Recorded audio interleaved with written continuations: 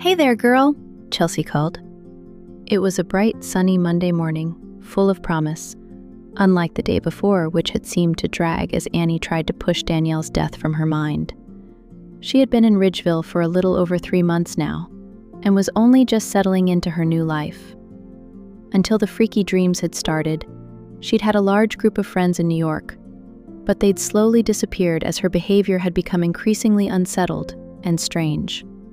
She couldn't exactly blame them, but it had naturally made Annie wary in her new school, reluctant to invest in the bonds of friendship if those friends were going to jump ship too. No longer needing to be part of the in crowd, Annie had signed up for a journalism class and now volunteered at the school paper, where she had met and connected with Chelsea, a fellow senior.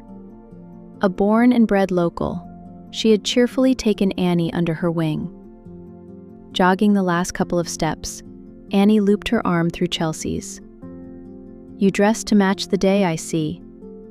With a penchant for wearing bright colors, today Chelsea was dressed in lime green skinny jeans and a burnt orange sweater. She had matching lime green hoops in her ears, which stood out dramatically against her cloud of ebony curls. By comparison, Annie felt decidedly dowdy in blue jeans and a light blue cashmere jumper. How she turned out to be so reserved when both her parents were eccentric in their clothing choices, she didn't know. But that was just the way she was. Thinking of Karen made her smile. While she hadn't seen her this morning, the smell of paint drifting down from the studio loft was evidence enough of where she was. Karen had disappeared into her studio after breakfast the previous day, and Annie hadn't seen her since. Not that she minded. She was simply happy her mother's artistic mojo had made a welcome reappearance. It kind of made sense. The heightened emotions and experiences of their Sunday morning were perfect fodder for an artist's fertile imagination. Chelsea threw her arms wide. "Bright colors make me feel joyful." She looked knowingly at Annie's predictably conservative attire. "You should try it sometime. A few more smiles would enhance your already gorgeous face." "I smile," Annie responded defensively. "Not nearly enough." Tossing her hair over her shoulders, Chelsea turned to walk backwards in front of Annie. "Now about my theme for the week. I really think you're going to approve of what I've picked this time." "Uh-huh." Annie wasn't convinced. Last week's theme had been about connection and involved sitting at a different lunch table every day with students Chelsea didn't have anything in common with and attempting to make a connection. Despite her protests, Chelsea had insisted Annie join her in her quest, and it had been an extremely awkward, although sometimes enlightening, week. The goth table had been the most challenging, while the Glee Club table had been the easiest for Annie, who was particularly familiar with the music world, something Chelsea hadn't ferreted out yet. And if nothing else, at least Annie had got to know some of her fellow students a bit better, and learned which ones to avoid. Chelsea ignored her less than enthusiastic response. "This week, I have decided to give up men." Unable to help herself, Annie burst into laughter. Just for a week? An incorrigible flirt, Chelsea attracted guys like moths to a flame. Her bubbly, outgoing personality, wicked sense of humor, and pretty face made her one of the most pursued girls in school, despite not automatically carrying the elevated status afforded to the cheerleaders. "I'm only 18, Annie. That's a little young to give up men for good." Choking off her laughter, Annie wiped tears away from the corners of her eyes. "You're right, but this is you we're talking about, and you do tend to go to crazy extremes." "Not this time. I just think it would do me good to have a rest from dating for a while." "Well, at least a whole week," Annie teased. "What's brought this on?" Chelsea sighed mournfully and turned around to once again walk beside Annie. "I had the worst date ever on Saturday night. You know, guys at our school need to lift their game, or the population of Ridgeville is going to die out." "This was with Brendan, right? What did he do?" "We're going to refer to him as Bad Date Brendan from now on," Chelsea said huffily. "And it's more what he didn't do. He took me out for coffee, Or rather, I took him out for coffee, since I had to pay for both of us. You're kidding, Chelsea shook her head. Nope. I dove into my handbag because I was quite prepared to at least offer to pay for my own drink, but he didn't even make a reach for his pocket, so I had to fix it up. Annie groaned, well aware Southern girls expected a certain level of old-fashioned tradition when dating, and, liberated though she may be, Chelsea was no exception. Oh, that's bad. It got worse, Chelsea shared fatalistically. Now, I know I talk a lot, but Brendan seemed to have completely lost his tongue. He only talked when I asked him questions, and he never once asked me anything about myself. I mean, does the guy want to get to know me or not? Seriously, Annie, it was like conducting a job interview. I'm sorry, Chels. It's only the most recent in a series of dating disasters. Chelsea's usually sunny face was the picture of gloom. So, I'm having a week off dating, and hopefully next week, I'll meet someone who actually knows how to treat a girl right. Annie bit her lip, holding back a smile. Waving her hand dismissively in the air, Chelsea brightened slightly. Since we're on the doom and gloom path, what's this I hear about you stumbling across a murder? How did you know about that? Annie demanded in genuine shock. Chelsea grinned. You're not in New York anymore, Toto. This is a small town, and in small towns, news travels fast, especially when they're southern towns. Annie groaned and steered Chelsea towards the steps leading into the school grounds. Remind me why I moved here? Although a glance around her helped answer that question. In New York, her school had been a multi-story brick building with an indoor gym, the only outside area being the mesh-covered rooftop garden. Here, there were beautifully manicured lawns and sports fields every direction she looked, with scattered rose gardens and seated areas under huge trees. The school itself sprawled comfortably in its surroundings, its rendered exterior painted with inviting shades of yellow and cream. There was no comparison. Beats me. While our little town does have its charms, I'd take the big city any day. Chelsea sobered. I heard it was Danielle Kivington. Yeah, it was. I thought this kind of thing didn't happen in small towns. Boy, do you have a lot to learn. Weird stuff happens here all the time, Chelsea responded cheerfully. Really? Annie muttered lamely. Maybe she would have to reconsider moving to Alaska. Oh yeah, not usually murders though. A sad look crossed Chelsea's face, wiping away her smile. Actually, we did have one recently-ish, not long before you moved here. Fantastic, Annie muttered, grimly facing the thought that her dreams might continue. I guess that's why the sheriff seemed kind of shaken up yesterday. Well, she would, Chelsea grimaced. It was her daughter who was the previous victim, and as far as I know, they haven't found the killer yet. Annie's hands covered her mouth in horror. That's terrible. No wonder she was gruff. I think maybe it was her son there yesterday. Deputy Denton? That must have been difficult for him too. Chelsea smirked a little. You mean Deputy Delicious? That man is fine. You're hopeless, Annie snorted. Keen to move the conversation away from the murders of two young women, she followed up on Chelsea's earlier comment. So, what kind of weird stuff happens here all the time? Well, there was the time the football team's mascot ended up at the top of the school's flagpole, Chelsea said thoughtfully, holding back one of the big double doors leading into the main school building so Annie could precede her. Oh, and just last year, one of the guys in our class went missing.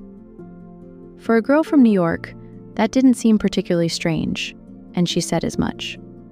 Sure, but is it normal that a missing person report was never filed? Chelsea's eyebrows lifted meaningfully. We all saw Alex at junior prom, and then he simply disappeared off the face of the earth. No one's seen or heard from him since. And even though his dad upped and moved away, deliveries are still being made to the house. Maybe he's being homeschooled or something. Alex was the most popular guy in school, Annie, and he thrived on the attention. He was like a king among commoners, and even though secretly most of us couldn't stand him, we all worshipped at his altar. Figuratively speaking, of course, Chelsea explained, a dreamy smile momentarily covering her face. I mean, he was so hot he sizzled.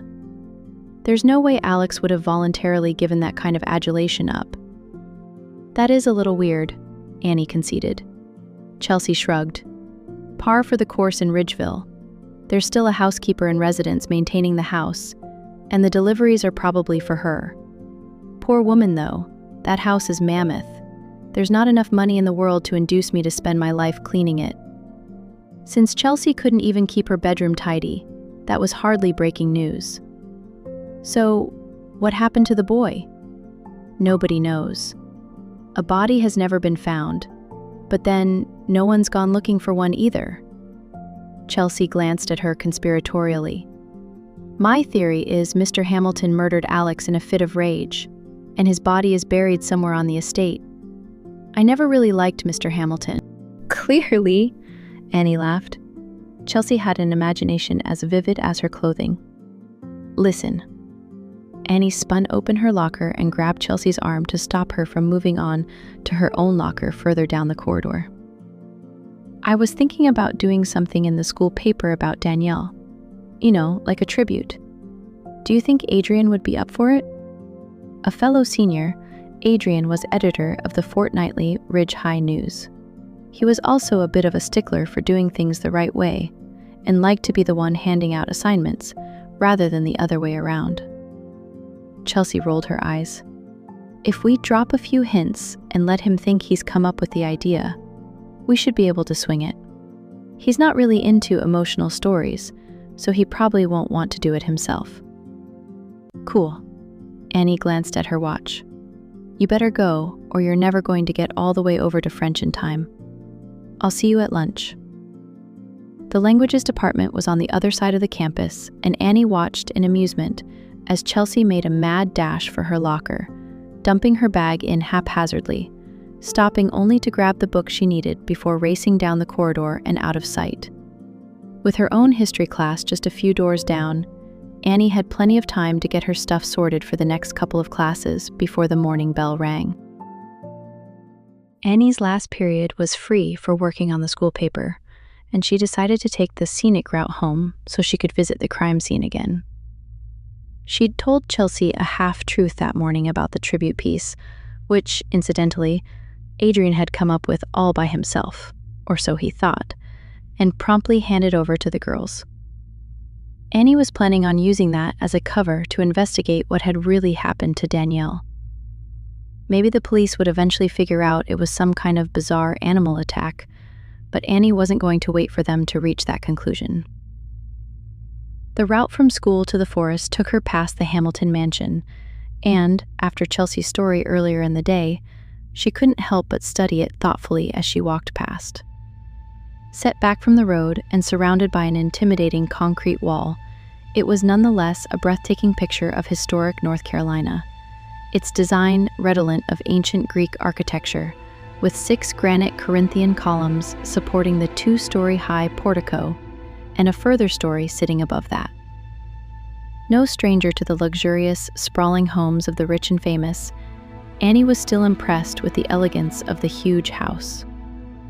It didn't take long to retrace her steps of the previous morning. The exact spot she had seen the yellow jacket was indelibly imprinted in her brain. The body was of course gone, but crime scene tape still surrounded the area where Danielle had died.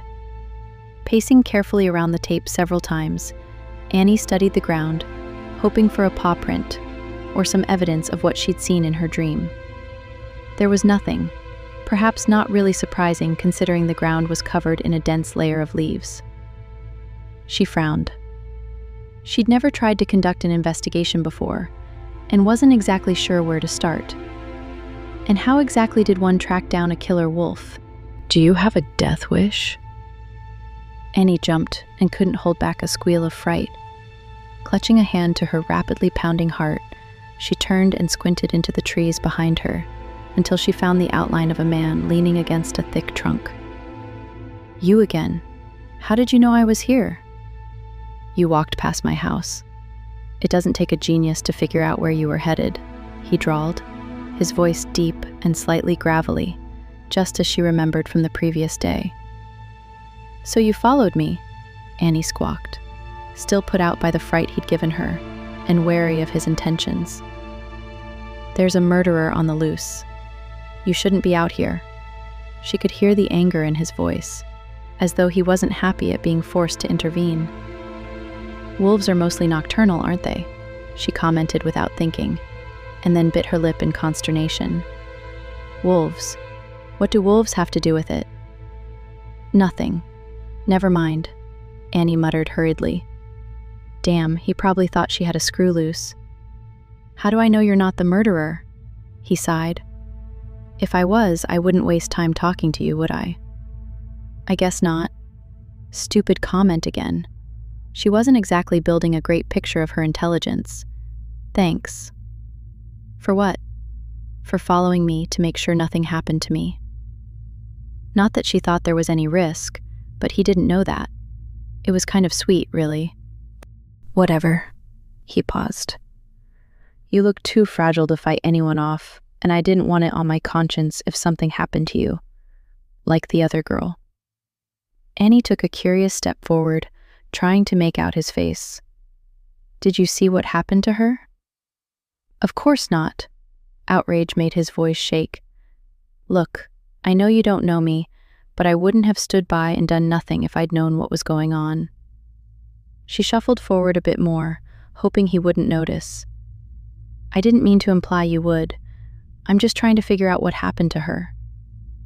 Don't come any closer, he murmured knowingly, straightening from his casual pose and shifting further into the shadows of the trees.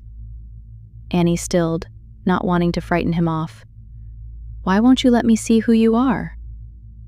I like my privacy, he drawled. Won't you at least tell me your name? She pleaded. There was silence, and she started to wonder if he'd left, but she could still just make out his shape in the shadows. It's Alex, he said reluctantly. Alex? Surely he couldn't be the same Alex she and Chelsea had been talking about.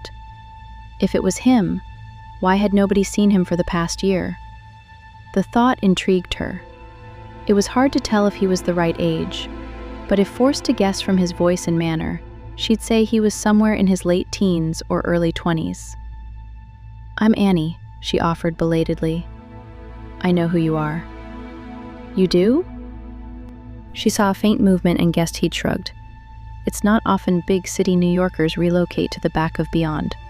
Your arrival spread like wildfire, and even I heard about it. Oh. It seems unfair you know so much about me, and I only know your first name, she said hopefully. But this time, the silence remained unbroken. Squinting into the trees, she couldn't make his shape out. He'd gone. Sighing, Annie stepped back onto the track leading out of the forest. It seemed since moving here, she was developing an insatiable need to solve mysteries. While she walked, she thought about the few facts Alex had let slip.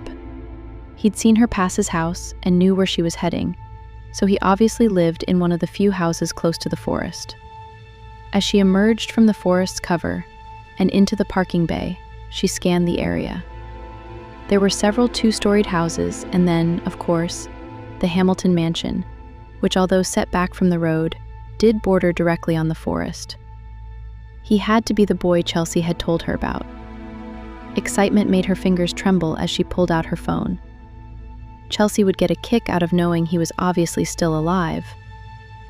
But then she hesitated, her finger hovering over Chelsea's number. When he'd mentioned her New York roots, he'd said even he had heard about it, which indicated he didn't often hear about things, so was probably mostly out of the loop. Why would he keep such a low profile in his house? Should she tell Chelsea she thought she'd met the boy no one had seen or heard from in such a long time? Her gut instinct told her there had to be a damn good reason why Alex had disappeared from sight.